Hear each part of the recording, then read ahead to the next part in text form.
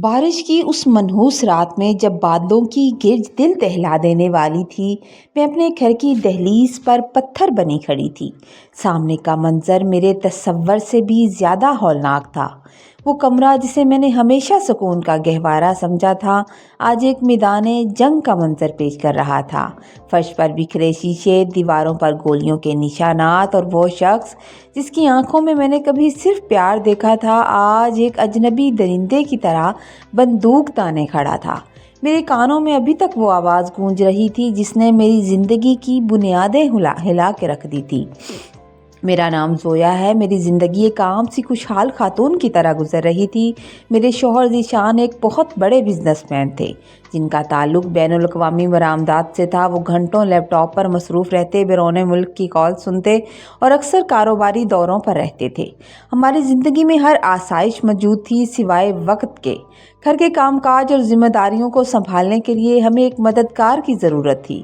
ذیشان چاہتے تھے کہ کوئی ایسی لڑکی ہو جو وفادار ہو اور ہمارے نجی معاملات میں مداخلت نہ کرے۔ ہماری یہ تلاش ہمیں ایک دور افتادہ پسماندہ بستی تک لے گئی جہاں سے ہمیں بختوں ملی تھی۔ جب میں نے پہلی بار بختوں کو دیکھا تو وہ نہایت ہی مظلوم اور بے بس لڑکی معلوم ہوئی۔ پاؤں میں ٹوٹی ہوئی چپل، سر پر میلی سی چادر، آنکھوں میں شہر کی چمک دھمک سے ڈر کی ایک عجیب سی لہر تھی۔ اسے تو ٹھیک سے گنتی بھی نہیں آتی تھی۔ جب ذیشان نے اسے دیکھا تو ہنس کر کہنے لگے، زویا تم کسے اٹھا لائی ہو؟ اسے تو یہ بھی نہیں معلوم کہ مائکرو ویو اوون کس بلا کا نام ہے۔ یہ ہمارے اس جدید گھر کو کیسے سنبھالے گی؟ لیکن مجھے اس کی معصومیت اور سادگی بھا گئی۔ مجھے لگا کہ ایک ایسی ان پڑھ لڑکی کبھی میرے گھر کے راز نہیں جان پائے گی اور نہ ہی کوئی چالاکی کرے گی۔ بختوں نے چند ہی دنوں میں گھر سنبھال لیا تھا۔ وہ صفائی ستھرائی میں ماہر تھی لیکن بجلی کے آلات سے اسے خوف آتا تھا۔ ایک بار فریسی آواز آئی تو وہ کچن سے بھاگی کہ اس کے اندر کوئی جن قید ہے۔ اس کی ان معصومانہ حرکتوں پر ہم ہنستے رہتے تھے۔ وہ ذیشان کے سٹڈی روم کے پاس سے گزرتے ہوئے بھی ڈرتی تھی۔ ذیشان نے اسے سختی سے منع کیا تھا کہ وہ ان کی میز پر یا لیپ ٹاپ کو ہاتھ نہ لگائے کیونکہ اس میں کروڑوں کے معاہدے تھے۔ بختوں کہتی تھی، بی بی جی یہ کالی مشین تو کالا جادو ہے، میں تو اس کے سائے سے بھی دور رہتی ہوں۔ وقت گزرتا گیا اور بختوں ہماری زندگی کا ایک لازمی حصہ بن گئی تھی، لیکن اس دن کچھ مختلف تھا۔ آسمان پر سیاہ بادلوں کا ڈیرا تھا اور حبس کی وجہ سے سانس لینا دو بھر ہو رہا تھا۔ ذیشان معمول کے مطابق دفتر چلے گئے لیکن اپنا لیپ ٹاپ گھر ہی چھوڑ گئے تھے۔ انہوں نے مجھے فون کر کے تاکید کی کہ وہ دوپہر تک واپس آ جا کر اسے لے جائیں گے، تب تک اس کا خاص خیال رکھو۔ مجھے اپنی ایک سہیلی کے گھر ایک تقریب میں جانا تھا۔ میں نے بختوں کو گھر کی چابیاں دیں اور اسے ہدایت دیا کہ کسی اجنبی کے لیے دروازہ نہ کھولے۔ راستے میں میری طبیعت اچانک بگڑنے لگی۔ شدید سر درد اور چکر آنے کی وجہ سے میں نے ڈرائیور سے گاڑی واپس موڑنے کو کہا تھا۔ میں نے سوچا کہ بختوں کو تنگ کرنے کی بجائے میں خود اپنی ڈپلیکیٹ چابی سے گھر میں داخل ہو جاؤں گی۔ جیسے ہی میں نے صدر دروازہ کھولا، گھر میں ایک پرسرار خاموشی کا راج تھا۔ میں دبے پاؤں اپنے کمرے کی طرف بڑھی لیکن لاؤنج سے گزرتے ہوئے ذیشان کے سٹڈی روم سے کچھ عجیب سی آوازیں سنائی دی تھی۔ وہاں سے ایک ہلکی نیلی روشنی باہر آ رہی تھی۔ میرا دل دھک سے رہ گیا کہ شاید ذیشان واپس آ گئے ہیں، لیکن باہر ان کی گاڑی تو نہیں تھی۔ پھر میں نے سوچا کہ بختوں صفائی کر رہی ہوگی، لیکن وہ تو وہاں جانے سے کتراتی تھی۔ میں نے سانس روک کر دروازے کی دراز سے جب اندر جھانکا اور جو کچھ میں نے دیکھا اس نے میرے پیروں تلے سے زمین نکال دی تھی۔ وہاں کرسی پر بختوں بیٹھی تھی، وہی بختوں جسے کبھی گنتی بھی نہیں آتی تھی، وہی جو بجلی کے بلب سے ڈر جاتی تھی، لیکن اس وقت اس کے انداز بالکل مختلف تھے۔ وہ ذیشان کی گھومنے والی کرسی پر نہایت اعتماد سے بیٹھی تھی۔ اس کی کمر سیدھی تھی اور چہرے پر ایک ایسی ذہانت اور سنجیدگی تھی جو میں نے پہلے کبھی نہیں دیکھی تھی۔ اس کی انگلیاں کی بورڈ پر اتنی تیزی سے چل رہی تھی جیسے کوئی ماہر پیانو نواز ہو۔ اسکرین پر سبز رنگ کے کوڈ تیزی سے گزر رہے تھے۔ سب سے زیادہ خوفناک اس کی آواز تھی۔ اس نے کان میں ایک جدید وائرلیس آلہ لگا رکھا تھا اور کسی سے غیر ملکی زبان میں بات کر رہی تھی۔ اس کا لہجہ سخت اور پیشہ ورانہ تھا۔ وہ کہہ رہی تھی، رسائی حاصل کر لی گئی ہے، ڈیٹا سرور پر منتقل ہو رہا ہے، ٹارگٹ ابھی تک لاعلم ہے، پاس ورڈ توڑنا بچوں کا کھیل تھا۔ میں وہاں ساکت کھڑی تھی۔ کیا یہ وہی لڑکی تھی جس پر میں نے ترس کھایا تھا؟ کیا پچھلے 6 ماہ سے وہ ایک ناٹک کر رہی تھی؟ میرے ذہن میں سوالوں کا ایک طوفان کھڑا ہوا۔ اس نے اسکرین کی طرف دیکھ کر ایک زہریلی مسکراہٹ دی اور کہا، پہلا مرحلہ مکمل ہو گیا، اب دوسرے مرحلے کی باری ہے۔ بس اس بیوقوف عورت کے آنے کا انتظار ہے تاکہ میں اپنا ڈرامہ جاری رکھ سکوں۔ مجھے بیوقوف عورت سن کر ایسا لگا جیسے کسی نے میرے سینے میں خنجر گھونپ دیا ہو۔ غصے اور صدمے کی شدت سے میرے ہاتھ سے پرس چھوٹ کر فرش پر جا گرا تھا۔ اس کی آواز خاموش کمرے میں کسی دھماکے کی طرح گونجی تھی۔ بختو یا جو بھی کوئی وہ تھی، ایک چیتے کی طرح کرسی سے اچھلی تھی اور دروازے کی طرف مڑی تھی۔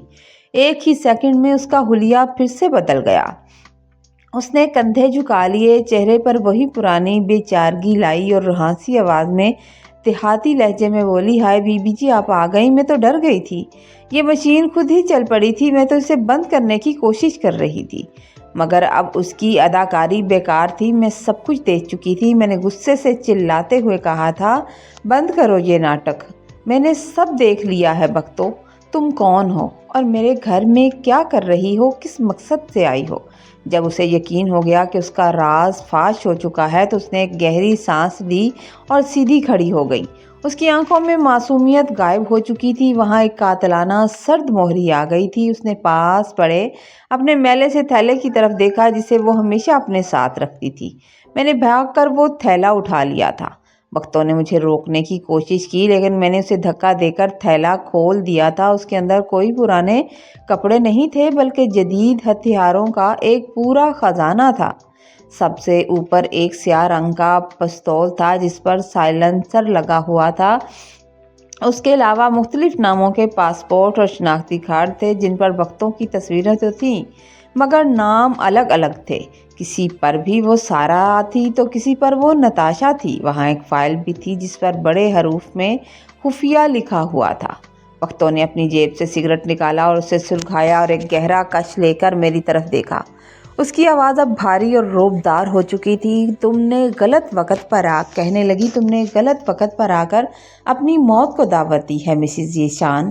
میں چاہتی تھی کہ یہ کام خاموشی سے ہو جائے لیکن تمہیں تجسس لے ڈوبا۔ اب وہ بیگ خاموشی سے میرے حوالے کر دو اگر تم زندہ رہنا چاہتی ہو تو۔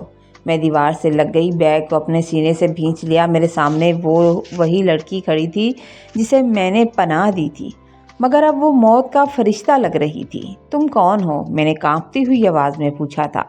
اس نے کہکا لگایا کہ میں یہاں صرف صفائی کرنے نہیں آئی تھی بلکہ اس گندگی کو صاف کرنے آئی تھی جو تمہارے شوہر نے پھیلائی ہوئی ہے۔ تم جسے ایک معصوم تاجر سمجھتی ہو وہ دراصل ایک بین الاقوامی مجرم ہے جو ملک کے راز دشمنوں کو بیچتا ہے۔ میں انٹیلیجنس ایجنسی کی افسر ہوں، کیپٹن نمرا، اور میرا مشن تمہارے شوہر کے جرائم کے ثبوت اکٹھے کرنا تھا جو اب مکمل ہو چکے ہیں۔ میرا سر چکرانے لگا۔ ذیشان ایک غدار، ایک مجرم، تم جھوٹ بول رہی ہو، میں چلائی تھی۔ اسی لمحے باہر گیٹ پر ایک زوردار دھماکہ ہوا۔ نمرا کے چہرے پر تشویش لہر دوڑ گئی۔ وقت ختم ہو گیا ہے، تمہارے شوہر کے آدمیوں کو پتہ چل گیا ہے کہ ڈیٹا چوری ہو گیا ہے، وہ اب ہمیں زندہ نہیں چھوڑیں گے۔ بیگ سے پستول نکالو اور مجھے دو اگر زندہ رہنا چاہتی ہو تو۔ باہر سے کالی گاڑیوں کے رکنے کی آواز آئی اور نقاب پوش مسلح افراد لان میں اترنے لگے تھے۔ اب شک کی کوئی گنجائش نہیں تھی، موت ہمارے دروازے پر دستک دے رہی تھی۔ میں نے لرزتے ہاتھوں سے پستول نمرا کی طرف بڑھایا تھا۔ اس نے وقت ضائع کیے بغیر پوزیشن سنبھال لی تھی۔ لاؤنج کی کھڑکیوں سے شیشے ٹوٹے اور فائرنگ شروع ہو گئی تھی۔ میں زمین پر لیٹ گئی، کانوں پر ہاتھ رکھ لیے۔ نمرا ایک ماہر سپاہی کی طرح جوابی کارروائی کر رہی تھی۔ اچانک پچھلے دروازے سے کوئی اندر داخل ہوا۔ وہ ذیشان تھے لیکن ان کے ہاتھ میں بندوق تھی۔ ان کی آنکھوں میں وہ محبت نہیں بلکہ ایسی درندگی تھی جسے دیکھ کر میرا خون جم گیا۔ افسوس زویا، تم نے سب دیکھ لیا، ذیشان نے صفاقی سے مجھے کہا۔ اب مجھے تمہیں بھی رستے سے ہٹانا پڑے گا۔ ذیشان نے ٹریگر دبانے کے لیے انگلی حرکت دی ہی تھی کہ پورا گھر سرخ لیزر لائٹوں سے بھر گیا اور باہر سے میگا فون پر آواز گونجی، ذیشان احمد، ہتھیار پھینک دو، تمہیں چاروں طرف سے گھیر لیا گیا ہے۔ نمرا نے ایک برق رفتار چھلانگ لگائی اور ذیشان کو زمین پر گرا کر اس کے ہاتھوں میں ہتھکڑیاں ڈالنے لگی تھی۔ پولیس اور ایجنسی کے اہلکار اندر داخل ہوئے تھے۔ میرا شوہر، میرا جیون ساتھی، ایک مجرم کی طرح گھسیٹا جا رہا تھا۔ اس نے جاتے جاتے مجھے دیکھا لیکن اب میری آنکھوں میں اس کے لیے صرف حقارت تھی۔ निम्रा मेरे पास आई। उसने अपने बिखरे बाल दुरुस्त किए और मेरा कंधा थपथपाया। आप महफूज हैं ज़ोया। सच्चाई कड़वी होती है, लेकिन ये आपको एक बड़ी तबाही से बचा गई। वो अपना बैग उठाकर बाहर की तरफ बढ़ी और मुड़कर एक आखिरी जुमला कहा, याद रखिएगा, हर सादा नज़र आने वाला इंसान जाहिल नहीं होता और हर खूबसूरत चेहरे मासूम नहीं होते। ज़ीशान को हथकड़ियाँ पहने पुलिस की गाड़ी में बैठते देखकर मुझे ऐसा लगा जैसे मेरी पूरी दुनिया एक रेत की तरह, ढेर की तरह बह गई हो या बिखर गई हो। वो घर जिसे मैंने अपनी मोहब्बत से सींचा था, मुझे एक तारीख जिंदान की तरह महसूस हो रहा था। निम्रा, जो कल तक बख्तों के रूप में मेरे साथ थी, अब अपनी टीम के साथ घर के कोने कोने की तलाशी ले रही थी। उसके चेहरे पर वो देहाती मासूमियत अब कहीं नहीं थी, बल्कि वहाँ एक फ़र्ज शनास अफसर की सख्ती थी। वो मेरे पास आई और नहायत हमदर्दी से मेरा हाथ थाम लिया। ज़ोया, मैं जानती हूँ तुम पर क्या गुजर रही है, लेकिन तुम्हें अब हिम्मत करना होगी। तुम्हारे शौहर ने जो गुनाह किया है, उनकी कीमत पूरे मुल्क को चुकानी पड़ सकती थी। मैंने नम आंखों से उसकी तरफ देखा। निम्रा, मुझे बस इतना बताओ कि क्या वो कभी भी मुझसे सच्ची मोहब्बत करता था या मेरी ज़िंदगी सिर्फ एक मुसलहत थी?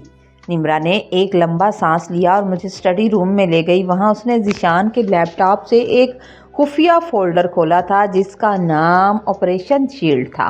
उसमें मेरी तमाम तफसीलात मौजूद थी, मेरा ख़ानदानी पस मंज़र, मेरी सादगी और यहाँ तक कि मेरी रोज़ाना की मसरूफियात भी। ज़ीशान ने मुझसे शादी सिर्फ़ इसलिए की थी ताकि वो फैमिली मैन का लबादा ओढ़ कर माशरे में मुअज़्ज़िज़ बन सके और हसास अदारों की नज़र से बच सके। इसके लिए मैं सिर्फ़ एक ढाल थी जिसके पीछे छुपकर वो मुल्क दुश्मन अनासर के साथ राब्ते करता था। अगले चंद घंटे इंकशाफ का एक लामतनाही सिलसिला थे। निम्रा ने बताया कि ज़ीशान दरअसल एक बैनुल-अक़वामी गिरोह का सरगना था जो दफ़ाई राज चोरी करके दुश्मनों को महंगे दामों भेजता था। बख्तो बनकर निम्रा का हमारे घर आना कोई इत्तेफाक नहीं था, बल्कि अदारे सालों से ज़ीशान का पीछा कर रहे थे, लेकिन उसकी होशियारी की वजह से कोई सबूत नहीं मिल रहा था। निम्रा ने अपनी जान खतरे में डालकर इस घर में कदम रखा ताकि इस काले जादू तक पहुंच सके जिसे ज़ीशान ने अपनी ज़िंदगी बना रखा था।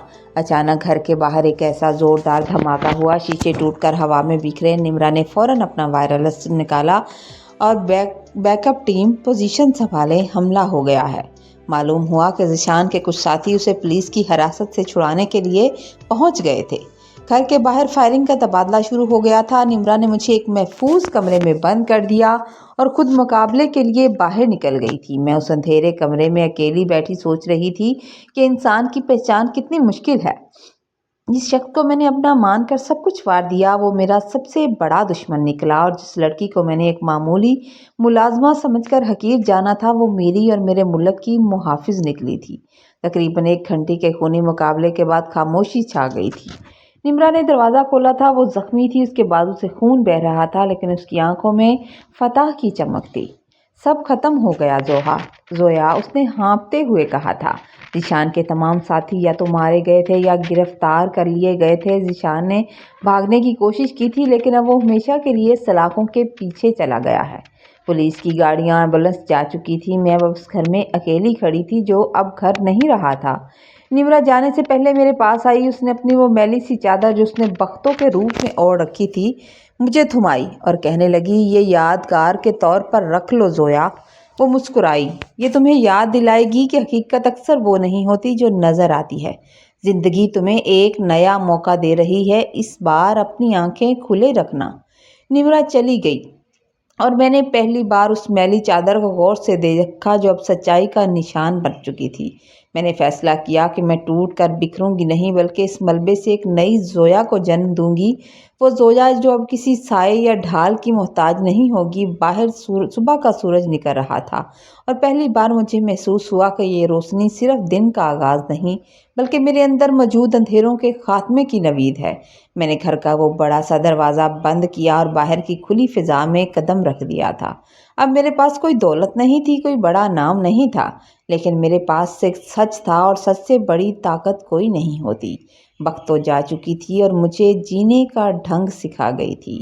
ये स्टोरी हम सब के लिए एक मॉरल लेसन है कि हर इंसान पर भरोसा न